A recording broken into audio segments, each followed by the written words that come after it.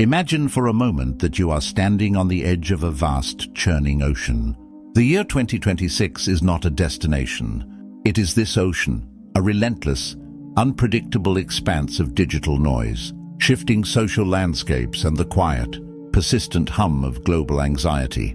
We live in an era where our attention is the most harvested commodity on Earth. We are tethered to devices that promise connection but often deliver a profound sense of isolation. We are told that happiness is a target we can hit if only we buy the right product, achieve the right status, or curate the perfect public image.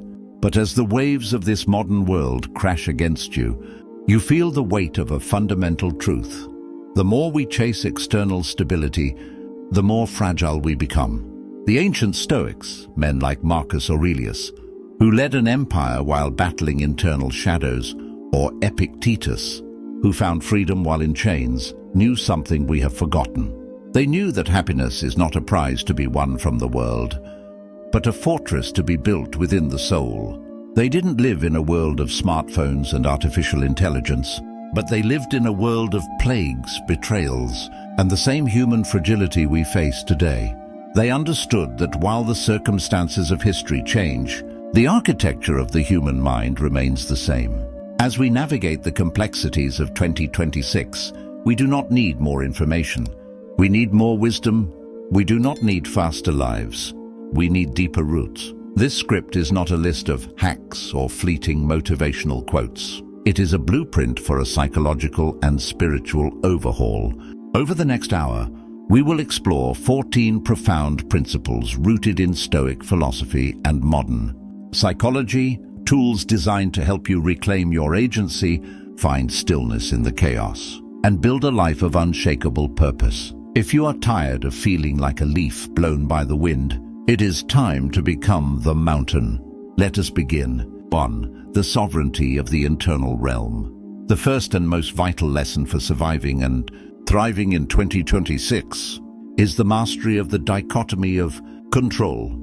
Epictetus, the former slave turned philosopher, began his enchiridion with a simple, devastatingly sharp distinction. Some things are up to us, and some things are not. In the modern context, we have blurred this line to our own detriment. We lose sleep over algorithmic changes, geopolitical shifts, and the opinions of people we have never met. We invest our emotional capital in markets we cannot influence and outcomes we cannot guarantee. To live happily in 2026, you must perform a daily audit of your anxieties. When a wave of stress hits you, ask, is this within my direct control? Your reputation is not. Your bank account's reaction to a global recession is not. The way your partner feels today is not. What remains? Your own character, your own intentions, and your own reactions to those external events. By withdrawing your emotional investment from things you cannot control, you stop leaking energy. You become like a seasoned sailor who doesn't curse the wind but masterfully adjusts the sails. This isn't about passivity. It's about extreme focus. When you stop fighting the inevitable, you finally have the strength to change the things that actually matter. Your focus, your integrity, and your response to the present moment. 2. The architecture of minimalist desire. We are currently living through the greatest marketing experiment in human history. Every screen you touch is designed to make you feel incomplete. The happiness trap of the 21st century is the belief that joy is additive, that it is the sum of your possessions, experiences, and accolades. Stoicism proposes a radical inversion. Happiness is subtractive. It is the peace that remains when you strip away unnecessary desires. Seneca once wrote that, "It is not the man who has too little, but the man who craves more, who is poor." In 2026, the ultimate luxury is not having everything, but needing nothing. When you cultivate a minimalism of the soul, you break the chains of hedonic adaptation. You stop being a slave to the next thing. Think of the psychological freedom that comes from knowing that your well-being is not held hostage by a promotion or a new piece of technology. By intentionally limiting your desires, you create a buffer against disappointment. You begin to appreciate what you have with the intensity of someone who has just recovered from a great loss. This is the Stoic secret. Wealth consists not in having great possessions, but in having few wants. 3. The sanctity of the focused mind. Our attention is the currency of 2026, and there are billion-dollar industries dedicated to stealing it from us. The Stoics spoke at length about prosos, or mindfulness, the art of continuous attention. In an age of infinite scrolling and rapid-fire notifications, your ability to focus is your greatest competitive advantage and your primary source of peace. Marcus Aurelius reminded himself to do every act of your life as though it were the very last. This isn't about morbid obsession, it's about the quality of presence. When you are with your child, be there entirely. When you are working, let the world disappear. When you are eating, taste the food. Fragmentation of attention is fragmentation of the self. When your mind is in 10 places at once, you are nowhere. Happiness in 2026 requires the discipline to put down the phone and enter the deep now. By reclaiming your focus, you reclaim your life. You stop being a spectator of your own existence and start being its protagonist. 4. Amor fati, loving the storm. There is a concept in Stoicism called amor fati, the love of fate. It is perhaps the most difficult principle to master, yet it is the most transformative. It suggests that you should not merely endure what happens, but embrace it. In 2026, unexpected challenges, technological disruptions, career shifts, personal setbacks are guaranteed. You can meet these with resentment, or you can meet them with the fire of a Stoic. Think of a fire. Everything you throw into it becomes fuel for the flame. A small candle might be blown out by a gust of wind, but a great bonfire uses that same wind to grow higher. When you practice amor fati, you stop asking, "Why is this happening to me?" and start asking, "How can I use this?" Every obstacle becomes an opportunity to practice a specific virtue, patience, courage, or resourcefulness. You begin to see your life not as a series of accidents, but as a series of lessons meticulously designed for your growth. This shift in perspective turns the bad events of 2026 into the raw material for your greatness. 5. The practice of voluntary hardship. We live in an era of unprecedented comfort. We can have food, entertainment, and even companionship delivered to our door with a click. But this comfort has made us fragile. We have become overheated by luxury, as Seneca put it, losing our ability to handle even minor inconveniences. To be happy in 2026, you must intentionally reintroduce discomfort into your life. This is the Stoic practice of premeditatio malorum combined with physical testing. Take the cold shower, fast for a day, walk in the rain, sleep on the floor once in a while. Why? Because it breaks the spell of fear. When you realize that you can be hungry and still be okay, or cold and still be whole, the world loses its power to threaten you. You build psychological calluses. By occasionally choosing the hard path, you ensure that when life eventually forces you onto a difficult road, you will not break. You will know with absolute certainty that your happiness is not dependent on the thermostat or the softness of your bed. 6. The illusion of the future self. One of the greatest thieves of happiness in the modern world is the someday myth. We tell ourselves, "I will be happy when I finish this project," or "I will be at peace when I have X amount in my bank account." We treat the present moment as a mere waiting room for a better future. But the Stoics remind us that the future is a phantom. It doesn't exist. All we ever have is the thin sliver of the now. In 2026, with the pace of change accelerating, the future is more uncertain than ever. If you tie your happiness to a future state, you are building your house on shifting sand. You must learn to find the completion in every day. At the end of the day, can you say, "I have lived my life"? If you died tonight, would your life feel unfinished because you were waiting for a certain milestone? The Stoic aim is to live so fully in accordance with virtue right now that the future becomes a bonus, not a requirement. Happiness is the quality of the journey, not a destination you reach. Take a moment right now, pause the video, or simply pause your thoughts. Look around the room you are in. Identify one thing you have been complaining about lately that is actually outside of your control. In the comments below, write, "I release it." By naming it and sharing it, you begin the process of reclaiming your energy for the things you can actually change. Let's build a community of focus together. 7. The social fortress, immunity to opinion. We are a social species, wired to care what the tribe thinks of us. In the ancestral past, being cast out meant death. Today, this instinct has been hijacked by social media and cancel culture, leading to a state of constant social hypervigilance. We perform our lives for an invisible audience, editing our thoughts and actions to fit the mold of public approval. The Stoic answer is autarky, self-sufficiency. Marcus Aurelius asked, how much time he gains who does not look to see what his neighbor says or does or thinks.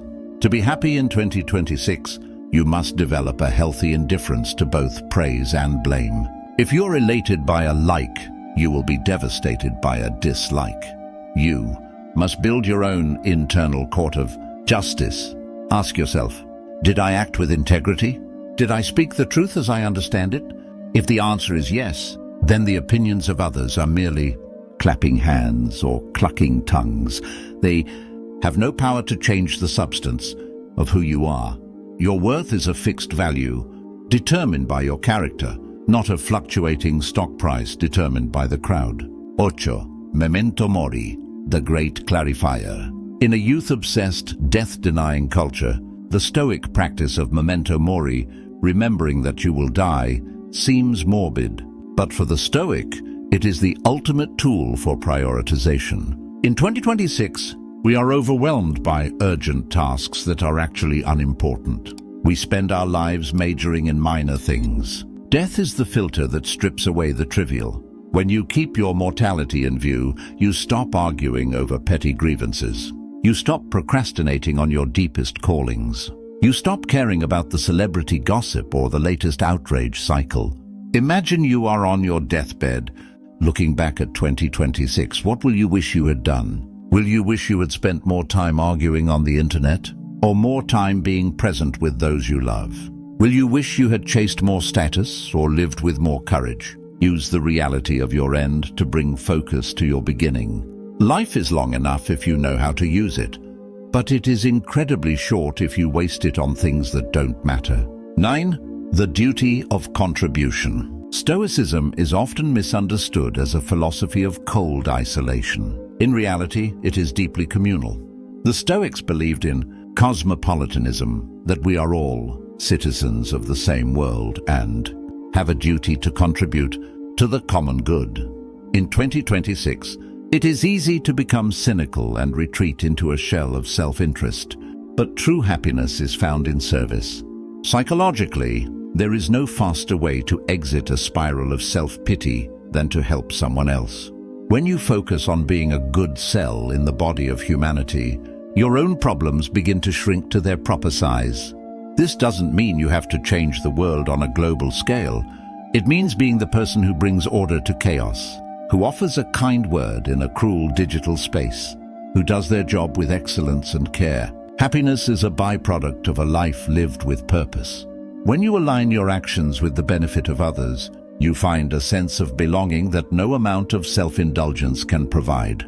10. The discipline of perception. Nothing is good or bad, but thinking makes it so. This Shakespearean line is pure Stoicism. Our distress in 2026 rarely comes from the events themselves, but from the stories we tell ourselves about those events. A job loss is a catastrophe.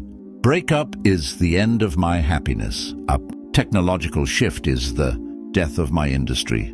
The Stoic practices objective representation. They strip away the emotional labels and look at the bare facts. I no longer work at this company. This person is no longer in my life. The tools of my trade have changed. By removing the value judgments, you prevent the secondary pain. You see the world as it is, not as your fears imagine it to be. This clarity allows you to act rationally rather than reacting emotionally. You become the calm eye in the center of the hurricane. In 2026, the person who can see reality without the distortion of drama is the person who will lead and the person who will remain at peace. 11. Radical self-reliance and the inner citadel. In an age of expert advice and algorithmic recommendations, we have outsourced our thinking. We look to influencers for how to live, to apps for how to eat, and to the news for how to feel. Stoicism calls us back to radical self-reliance. You are the governor of your own soul. You have within you the inner citadel, a place that no external force can conquer unless you surrender the keys. Building this citadel in 2026 means cultivating your own reason. It means reading deeply, thinking critically, and trusting your own judgment over the roar of the crowd. It means being okay with being weird or out of step with the times if the times are heading off a cliff. Happiness comes from the integrity of the self, the feeling that you are a whole person, not a collection of borrowed opinions. When you trust yourself, you stop looking for external validation. You become your own source of light. 12. The transience of all things. The Stoics were masters of the bird's eye view. They would imagine looking down at the earth from a great height, seeing the rise and fall of empires, the passing of generations, and the vastness of time. In 2026, we are often trapped in the nowness of our problems. Everything feels like an emergency. Everything feels permanent. But look back at the emergencies of 5 years ago. Most are forgotten. Look at the permanent structures of a century ago. Many are gone. This principle of impermanence, pantare, or everything flows, is not a cause for sadness, but for relief. Your pain is temporary. This difficult season in your career is temporary. This cultural moment is temporary. By widening your perspective, you deflate the ego and its dramas. You realize that you are a small but vital part of a vast, unfolding cosmos. This cosmic perspective brings a sense of proportion and peace. It allows you to enjoy the good times without clinging and endure the hard times without despair. 13. Sympathy with the natural order. To live a happy life is to live in accordance with nature. For the Stoics, this meant two things: living according to human nature, which is rational and social, and living in harmony with the laws of the universe. In 2026, we have become profoundly alienated from nature. We live in artificial light, eat processed food, and ignore the rhythms of the seasons. Happiness requires a return to the natural. This means honoring your biology, getting sunlight, moving your body, and sleeping well. But it also means accepting the nature of things. It is the nature of people to sometimes be difficult. It is the nature of technology to break. It is the nature of the body to age. When you stop fighting the fundamental laws of reality, you stop generating unnecessary friction. You learn to flow with life rather than swimming against the current. You find a quiet joy in the simple, the organic, and the true. 14. The daily review. The philosophical audit. Finality in Stoicism is not a state you reach, but a practice you maintain. Seneca and Marcus Aurelius both practiced a nightly review. Before sleeping, they would ask themselves, what did I do well today? What did I do poorly? What could I do better tomorrow? In 2026, we are so busy doing that we never reflect. We repeat the same mistakes for decades and wonder why we aren't happy. The daily review is the software update for your soul. It prevents the accumulation of regret.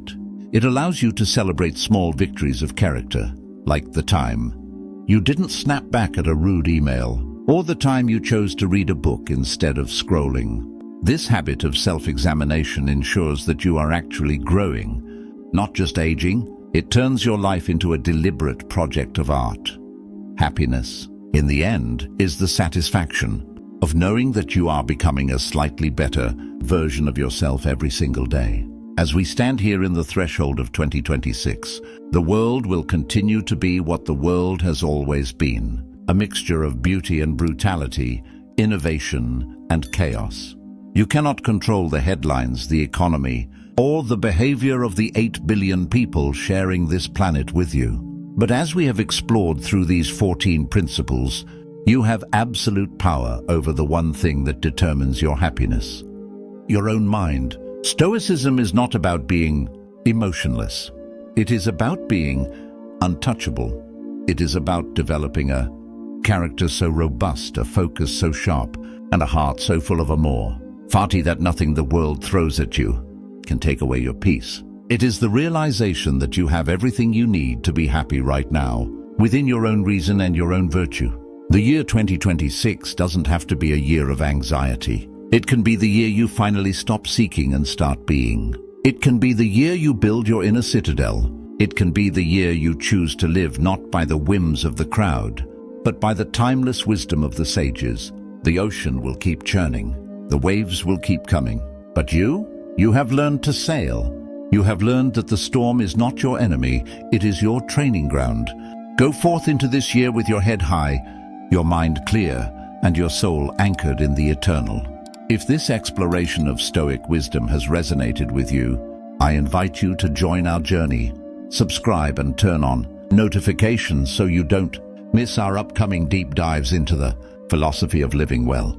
If you've made it this far, comment the phrase, "The citadel is built," below to let me know you're committed to this path. Remember, the world may change, but your character is yours forever. Stay wise, stay resilient, and I will see you in the next video.